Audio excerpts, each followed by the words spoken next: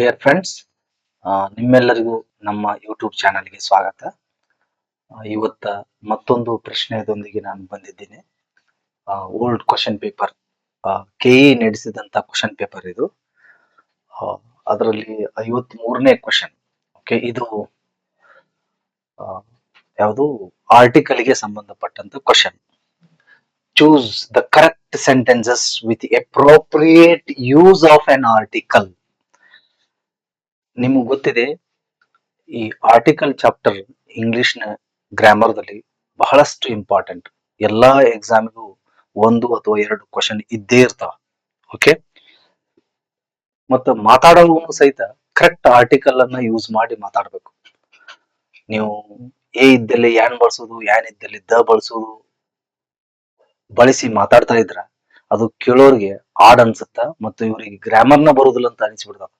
ಯಾಕಂದ್ರೆ ಸಾಕಷ್ಟು ಪ್ರಮಾಣದಲ್ಲಿ ನಾವು ಬಳಸ್ತಿರ್ತೀವಿ ನಮ್ಮ ಸ್ಪೀಚ್ ದಲ್ಲಿ. ಅದಕ್ಕಾಗಿ ಆರ್ಟಿಕಲ್ ನಾಲೆಜ್ ಇರೋದು ಬಹಳ ಇಂಪಾರ್ಟೆಂಟ್. ಮತ್ತ ಅಷ್ಟೇ ಈಸಿ ಅದು. ಇಂಗ್ಲಿಷ್ ಲ್ಯಾಂಗ್ವೇಜ್ ದಲ್ಲಿ 3 ಆರ್ಟಿಕಲ್ಸ್ ಅದಾವ. ಆರ್ಟಿಕಲ್ಸ್ ಅಂದ್ರೆ ಉಪಪದಗಳು ಅಂತೀವಿ ಕನ್ನಡದಲ್ಲಿ. A, an, the. These 3 come under parts of speech. ಇವು parts of speech. Important topic ಇರೋದಕ್ಕ ಇವನ್ನ ಬೇರೆ ಏನು ಟಾಪಿಕ್ ಅಂತೇಳಿ, ಅಥವಾ ಇಂಪಾರ್ಟೆಂಟ್ ಟಾಪಿಕ್ ಇರೋದಕ್ಕಾಗಿ ಸೆಪರೇಟ್ ಆಗಿ ನಾವು ಅವನ್ನ ಕಲಿಸ್ತಿರ್ತೀವಿ. ಅಂಡ್ ಬುಕ್ಗಳಲ್ಲಿನೂ ಸಹಿತ ಸೆಪರೇಟ್ ಆಗಿ ಬರೆದಿರ್ತಾರ ಅವನ್ನ. ಓಕೆ, ನನ್ನ ಒಂದು ನಾಲೆಜ್ ಪ್ರಕಾರ ಇವುಗಳು ಕೂಡ parts of speech. Modals, articles, there are 10 parts of speech, not 8. Noun, pronoun, verb, adverb, adjective, preposition, conjunction, interjection, articles, models. Models are auxiliaries. Can, could, may, might, shall, should, need to, dare to, used to. These are all models. ನೋಡ್ರಿ, parts of speech. Speech ಅದ ಭಾಗಗಳವು. ಇವು articles ಅವೇನ ಒಂದು speech ದಲ್ಲಿ ನಾವು ಬಳಸ್ತಿರ್ತೀವಲ್ಲ, ಅದಕ್ಕೆ parts of speech. ಈಗ ನಾ ಹೇಳಿದೀನಿ, ಒಂದು ಕ್ವಶನ್ ಪೇಪರ್ ಅನ್ನ ನೀವು ಬಿಡಿಸ್ಬೇಕಾದ್ರೆ, ಒಂದು 100 ಕ್ವಶನ್ಸ್ ಇದ್ದಂತ ಕ್ವಶನ್ ಪೇಪರ್ ಅನ್ನ ಬಿಡಿಸ್ತಾ ಇದ್ರೆ, ಅಂದ್ರೆ ಇಂಗ್ಲಿಷ್ಗೆ ಸಂಬಂಧಪಟ್ಟ ಹಾಗೆ, ಗ್ರಾಮರ್ಗೆ ಸಂಬಂಧಪಟ್ಟ ಹಾಗೆ, ನೀವು ಗ್ರಾಮರ್ಗೆ ಅಂತ ಅಷ್ಟೇ ಅಲ್ಲ, ಬೇರೆ ಸಬ್ಜೆಕ್ಟ್ ಇದ್ರೂ ಹೀಗೇನೆ ರೂಢಿ ಮಾಡ್ಕೊಡ್ರಿ. ಮೊದಲ ಒಂದು ರೌಂಡ್ ಓದ್ಬೇಕು.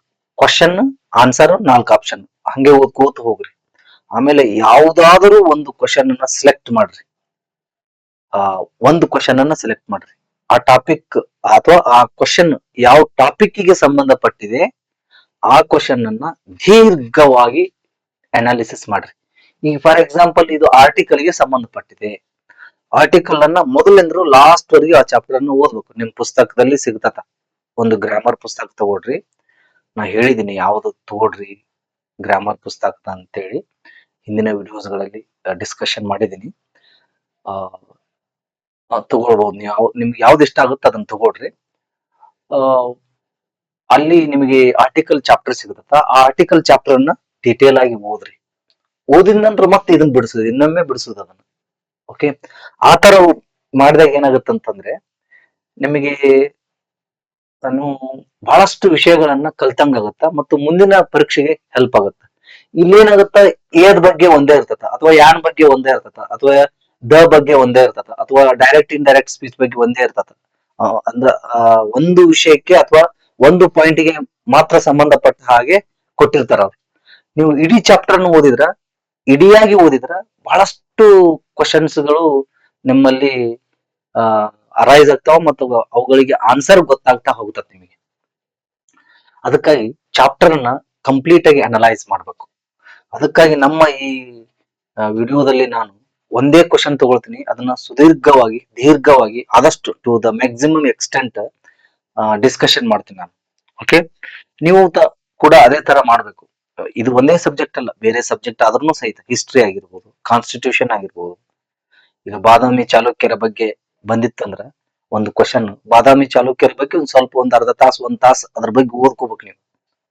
ಈ ಕಡೆ ಕ್ವಶನ್ ಬಿಡಿಸ್ದಂಗ ಆಗುತ್ತ, ಮತ್ತೆ ನೀವು ಸ್ವಲ್ಪ ಅದ್ರ ಬಗ್ಗೆ ಸ್ಟಡಿನೂ ಮಾಡ್ದಂಗ ಆಗುತ್ತ. ಕ್ವಶನ್ ಪೇಪರ್ ಬಿಡಿಸುವಾಗ ಅದನ್ನ ಡಿಟೇಲ್ ಆಗಿ ಓದ್ಬೇಕಾದ್ರೆ ನಿಮಗೆ ಹೆಚ್ಚು ಕಾನ್ಸಂಟ್ರೇಷನ್ ಇರ್ತದೆ. ಅದಕ್ಕಾಗಿ ಆ ಕ್ವಶನ್ ಪೇಪರ್ ಕ್ವಶನ್ ಬಿಡಿಸುವಾಗ ಆ ಕ್ವಶನ್ಗೆ ಯಾವ ಟಾಪಿಕ್ ಗೆ ಸಂಬಂಧಪಟ್ಟಿರ್ತದ ನೋಡು, ಆ ಟಾಪಿಕ್ ಅನ್ನ ಇನ್ ಡಿಟೇಲ್ ಆಗಿ, ಇನ್ ಡೆಪ್ತ್ ಆಗಿ, ದೀರ್ಘವಾಗಿ ಅನಲೈಸ್ ಮಾಡ್ಬೇಕು, ವಿಶ್ಲೇಷಣೆ ಮಾಡ್ಬೇಕು. ಓಕೆ, ಈಗ come to the question. Choose the correct sentences with appropriate use of an article. A an the, these are 3 articles in English language. A ಮತ್ತು an indefinite article ಅಂತ ಕರಿತೀವಿ ನಾವು. ಇನ್ಡೆಫಿನೆಟ್ ಅಂದ್ರೆ ಅನಿರ್ದಿಷ್ಟ ನಾಮಪದ, ಐ ಮೀನ್ ಆರ್ಟಿಕಲ್ಸ್. ನನ್ನ ಒಂದು ಈ ಗ್ರಾಮರ್ ಕೋರ್ಸ್ ನಲ್ಲಿ ಇನ್ನಷ್ಟು ದೀರ್ಘವಾಗಿ ನಾನು ಡಿಸ್ಕಷನ್ ಮಾಡ್ತೀನಿ. ಈಗ ಸ್ವಲ್ಪ ಈ ಕ್ವಶನ್ ಗೆ ಸೀಮಿತವಾಗಿ ಹೇಳ್ತೇನೆ ನಾನು. ಎ ಮತ್ತು ಯಾನ್ ಇನ್ಡೆಫಿನೆಟ್ ಆರ್ಟಿಕಲ್, ದ ಅಥವಾ ದಿ ಡೆಫಿನೆಟ್ ಆರ್ಟಿಕಲ್. ಇದು ಕಾನ್ಸೆಪ್ಟ್ ಇರಲಿ. ಮತ್ತೆ ಈ 3 ಆರ್ಟಿಕಲ್ಸ್ ಗಳನ್ನ ನಾಮಪದದ ಹಿಂದೆಯೇ ಬಳಸಬೇಕು. ಈ 3 ಆರ್ಟಿಕಲ್ಸ್ ಗಳನ್ನ ನಾಮಪದದ ಹಿಂದೆಯೇ ಬಳಸಬೇಕು. ಈ 3 ಆರ್ಟಿಕಲ್ಸ್ ಗಳನ್ನ ನಾಮಪದದ ಹಿಂದೆಯೇ ಬಳಸಬೇಕು. ನಾ 3 ಸಲ ರಿಪೀಟ್ ಮಾಡಿದೆ, ಅದ್ರದ್ದು ಇಂಪಾರ್ಟೆನ್ಸ್ ತಿಳ್ಕೊಬೇಕು ನೀವು. ಓಕೆ, ಅಂದ್ರ ನಾಮಪದ ಇದ್ದಾಗ ಮಾತ್ರ ಬಂದಿರ್ತಾವ. ಇಲ್ದೇ ಇದ್ರೆ ಯಾವ್ದು ಎಡ್ಜೆಕ್ಟಿವ್ ಇದ್ರ, ನೌನ್ ಇದ್ರ, ಐ ಮೀನ್ ಪ್ರನೌನ್ ಇದ್ರ, ಕಂಜಂಕ್ಷನ್ ಇದ್ರ, ಮತ್ತೊಂದಿದ್ರ, ಇನ್ನೊಂದಿದ್ರ ಬರುದಿಲ್ಲ. ನಾಮಪದದ ಹಿಂದೇನೆ ಬಳಸ್ಬೇಕು ನೀವು. ನೀವು ಏನ್ ಎ ಯಾನ್ ದಿ ಅಂತೇಳಿ ನೀವು ಯಾವ್ದಾದ್ರು ಒಂದು ಪುಸ್ತಕದಲ್ಲಿ ನೋಡ್ರಿ, ಅದ್ರಲ್ಲಿ ಸಾಕಷ್ಟು ಎ ಯಾನ್ ದಿ ಅಂತ ಬಳಸಿರ್ತಾರ. ನೀವು ಅದನ್ನ ಬಳಸಿದ ನಂತರ ಮುಂದ್ ಒಂದು ನಾಮಪದ ಇದ್ದೇ ಇರ್ತದ. ನಾವ್ ಹೇಳೋ ಹಿಂದ್ ಅಂತ ಹೇಳ್ತೀವಿ, ನೀವು ಮುಂದ್ ಅದ್ರ ತಗೊಳ್ಬಹುದು. ಅದ್ರ ಮುಂದ್ ಒಂದು ನಾಮಪದ ಇರ್ಲೇಬೇಕು. ಎ ಅದ್ರ ಅಂದ್ರ ಮುಂದ್ ಅಂತ ಹೇಳ್ತೀವಿ, ಅದ್ರ ಈ ಕಡೆ ತೊಂದ್ರೆ ಹಿಂದೆ ಇದೆ ಅಂತ ಹೇಳ್ತೀವಿ ಅಷ್ಟೇ. ನಿಮ್ಗೆ ಗೊತ್ತಾಗ್ತಿದೆ ಅದು. ನೋಡ್ರಿ, ಎ ಬಳಸಿದ್ರಂದ್ರ ಅದ್ರ ನೆಕ್ಸ್ಟ್ ವರ್ಡ್ ಇರುವುದು ಯಾವ್ದು ಅಂತಂದ್ರ ನಾಮಪದ. ನಾಮಪದ ನಾಮಪದ ಇರ್ಲೇಬೇಕು. ಇರದೇ ಇದ್ರ ಅಲ್ಲಿ ಆರ್ಟಿಕಲ್ ತಪ್ಪಾಗಿದೆ ಅಥವಾ ತಪ್ಪಾಗಿ ಬಳಸ್ತಾ ಇದೀವಿ ಅಂತ ಅರ್ಥ. ಆರ್ಟಿಕಲ್ ಯೂಸ್ ಆಗುದಿಲ್ಲ ಅಂತಾನ ಅರ್ಥ. ಅಲ್ಲಿ ಆರ್ಟಿಕಲ್ ಎಲ್ಲಿ ಯೂಸ್ ಮಾಡ್ಬೇಕು ಅನ್ನೋದು ಅಷ್ಟೇ ಅಲ್ಲ, ಎಲ್ಲಿ ಯೂಸ್ ಮಾಡಬಾರ್ದು ಅನ್ನೋದನ್ನು ಕಲಿಬೇಕು ನೀವು. Where to use a an the, where not to use a an the. ಅಷ್ಟೇ ಇಂಪಾರ್ಟೆಂಟ್, ಎರಡೂ ಅಷ್ಟೇ ಇಂಪಾರ್ಟೆಂಟ್. ಓಕೆ, ಅದಕ್ಕಾಗಿ ಇದನ್ನ ತಿಳ್ಕೊಳ್ಬೇಕು. ಇದನ್ನ ಈ ಪಾಯಿಂಟ್ ಅನ್ನ ನೆನ್ಪಿಡ್ರಿ. ಒಂದು ಆರ್ಟಿಕಲ್ ಅನ್ನ ನೀವು ಯೂಸ್ ಮಾಡ್ತಾ ಇದ್ರ, ಎ ಯಾನ್ ದಿ ಯೂಸ್ ಮಾಡ್ತಾ ಇದ್ರ, ಕಂಪಲ್ಸರಿ ನೌನ್ ಇರಲೇಬೇಕು. ನೌನ್ ಅಂದ್ರ name of person, place, thing, bird ಯಾವುದೇ ಇರಲಿ. A camera, an ink pen, the Red Fort, the Red Sea, the Prajavani, a book, a dog. ಇವೆಲ್ಲ ನೋಡಿ, ಡಾಗ್, ಪ್ರಜಾವಾಣಿ, ಇಂಕ್ ಪೆನ್ ಎಲ್ಲ noun. Okay,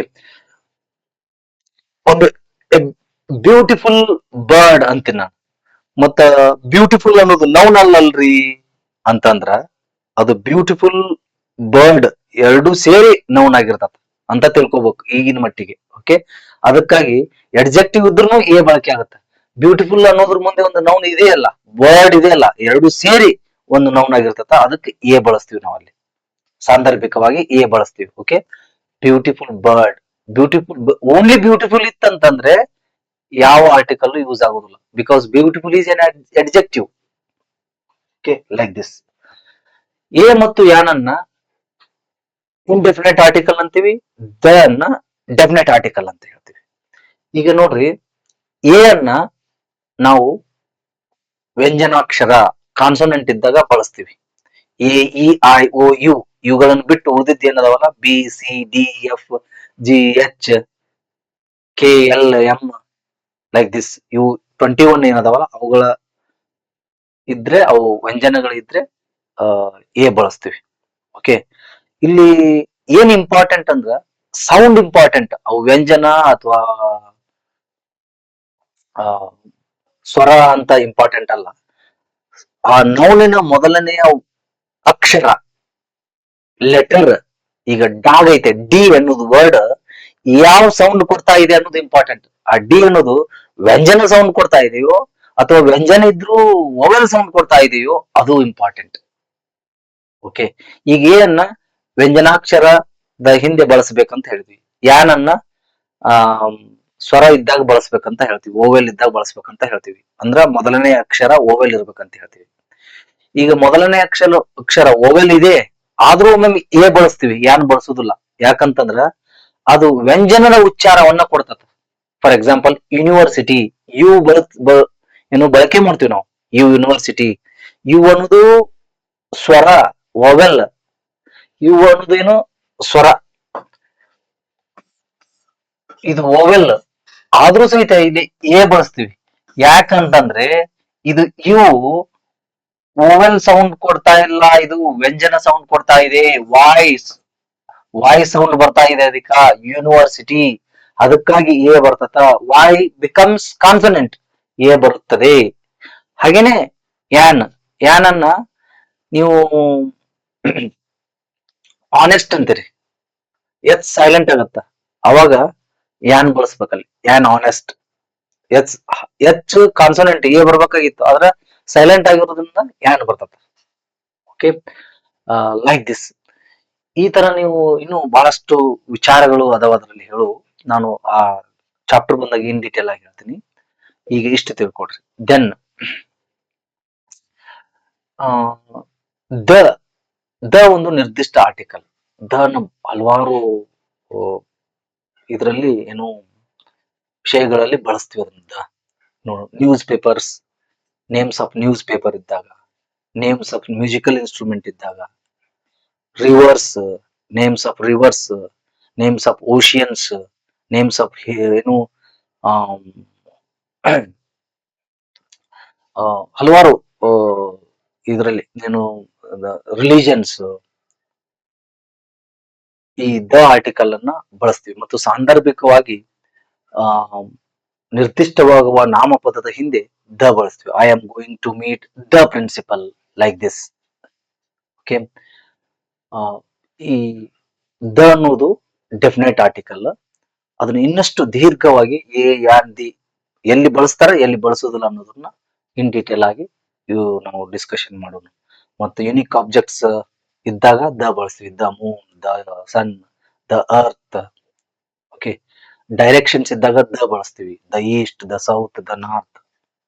adjective ಅನ್ನ noun ಅನ್ನಾಗಿ ಪರಿವರ್ತನೆ ಮಾಡಿದಾಗ the poor, the rich, the strong, the weak. Okay, common noun ಆಗಿ ಬಳಸಿದಾಗ ಅದನ್ನ ನಾವು ದ ಬಳಸ್ತೀವಿ ಈ ಅರ್ಥದಲ್ಲಿ. ಮ್ಯಾಗಝಿನ್ಸ್ ಇದ್ದಾಗ, ಆಗಲೇ ಹೇಳಿದ್ನಲ್ಲ, ನ್ಯೂಸ್ ಪೇಪರ್ಸ್ ಇದ್ದಾಗ ದ ಅನ್ನ ಯೂಸ್ ಮಾಡ್ತೀವಿ ಈ ಅರ್ಥದಲ್ಲಿ. ಈಗ ಇವರು ಆರ್ಟಿಕಲ್ ಮೇಲೆ ಒಂದು ಕ್ವಶನ್ ಅನ್ನ ಕೊಟ್ಟಿದ್ದಾರೆ. ಈಗ ನೋಡ್ರಿ, ಹಿ lives in on poor locality. ಈ ಪಿ ಅನ್ನೋದು ಏನಿದು, ಕಾನ್ಸನೆಂಟ್ ಓವೆಲ್ ತಿಳ್ಕೊಬೇಕು.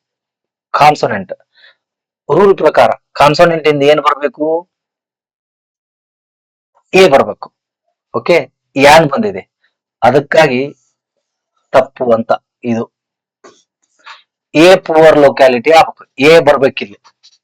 ಒಂದ್ ವೇಳೆ ಈ ಪಿ ಐತಿ ಅಂತ ತಿಳ್ಕೊಡ್ರಿ, ಇದು ಕಾನ್ಸನೆಂಟ್ ಹೌದು, ಕಾನ್ಸನೆಂಟ್ ಸೌಂಡ್ ಕೊಡ್ತಾ ಇದೆ. Sound important. ಕಾನ್ಸನೆಂಟ್ ಇದೆ ಅಂದ ಮಾತ್ರಕ್ಕೆ ಎ ಬರಿತಾ ಇಲ್ಲ ನಾನು. ಪಿ ಅನ್ನೋದು ಕಾನ್ಸನೆಂಟ್ ಹೌದು, ಕಾನ್ಸನೆಂಟ್ ಸೌಂಡ್ ಇದೆ, ಅದಕ್ಕೆ ಎ ಬಂತು. Okay, A poor locality. ಮತ್ ಇದು ಪುವರ್ ನೌನ್ ಅಲ್ಲ ಇಲ್ರಿ ಅಂತಂದ್ರ, ಇದು ನೋಡ್ರಿ, ಪುವರ್ ಲೊಕ್ಯಾಲಿಟಿ ಎರಡು ಸೇರಿ ನೌನ್ ಆಗಿರ್ತದ, ಅದಕ್ಕೆ A birth. Okay, like this. It was an eulogy rendered. Eulogy means praise. Okay, encomium ಅಂತಾರ, encomium. Eulogy rendered by the teacher. Eulogy ಅಂದ್ರ ಹೊಗಳಿಕೆ. It was an eulogy rendered by the teacher. Eulogy.